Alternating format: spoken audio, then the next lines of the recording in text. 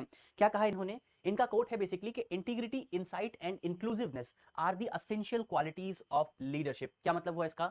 इसका मतलब ये हुआ कि सदगुरु की ओर से जो एक नेता होता है, जो एक लीडर होता है, उस लीडर की कुछ क्वालिटीज के बारे में बताया गया है, उस लीडर की कुछ गुण के बारे में बताया गया है। कौन कौन सी क्वालिटीज हैं? इसमें सबसे पहली क्वालिटी है आपकी ईमानदारी, या फिर आप उसको सत्यनिष्ठा भी कह सकते हैं, इंटीग्रिटी कह सकते हैं। इसके अलावा दूसरी है अंतर्दृष्टि, और तीसरी है समावेशिता यानी कि इंक्लूसिवनेस। तो ये तीन चीजें जो हैं वो किसी एक लीडर में होनी चाहिए, तभी जाकर के वो जो है वो व्यक्ति एक बेहतर लीडर कहला सकता है।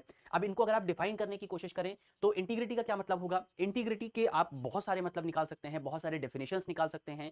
कई लोग इंटीग्रिटी, सत्यनिष्ठा, ईमानदारी को इस तरह से भी देखते हैं कि आपको झूठ नहीं बोलना चाहिए, लेकिन इंटीग्रिटी का एक ब्रॉडर डेफिनेशन भी हो सकता है। जैसे इंटीग्रिटी, सत्यनिष्ठा को आप इस तरह से भी डिफाइन कर सकते हैं कि इसका मतलब यह है कि आपके पास एक सेट ऑफ प्रिंसिपल्स मौजूद हैं, आपके पास कुछ वैल्यूज मौजूद हैं, आपने कुछ सिद्धांत अपने लिए बनाए हैं। अब आप क्या है, आप किसी भी स्थिति में उन सिद्धांतों का उल्लंघन नहीं करते हैं, तब जाकर के आप कहलाएंगे कि आप सत्यनिष्ठ हैं। अगर आप अपने लिए सिद्धांत बनाते हैं कि आप कभी झूठ नहीं बोलेंगे और कभी आप उस सिद्धांत का उल्लंघन नहीं करते, तो आप क्या कहलाएंगे? आप सत्यनिष्ठ कहलाएंगे। या फिर कभी आप अपने लिए सिद्धांत बनाते हैं कि आप कभी सच नहीं बोलेंगे और आप उस सिद्धांत का पूरी तरह से पालन करते हैं, आप उसको पूरी तरह से फॉलो करते हैं, तब भी आप सत्यनिष्ठ कहलाएंगे, तब भी आप तब भी आपके अंदर इंटीग्रिटी कहलाएगी, क्योंकि आपने अपने लिए जो प्रिंसिपल बनाया है, आप उस प्रिंसिपल को कभी वॉयलेट नहीं करते, आप उस सिद्धांत को कभी वॉयलेट नहीं करते। तो यहां पर इंटीग्रिटी होनी चाहिए उस व्यक्ति में। वो व्यक्ति अपने लिए जो सिद्धांत बनाता है, वो सिद्धांत, हालांकि ये भी इंपॉर्टेंट है कि वो सिद्धांत थोड़ा मोरल भी होना चाहिए, क्योंकि झूठ बोलना एक इमोरल चीज होती है, तो वहां पर मोरालिटी भी शामिल होनी चाहिए। लेकिन इंटीग्रिटी बेसिकली आपका प्रिंसिपल्स को लेकर के बात करती है कि आपने अपने लिए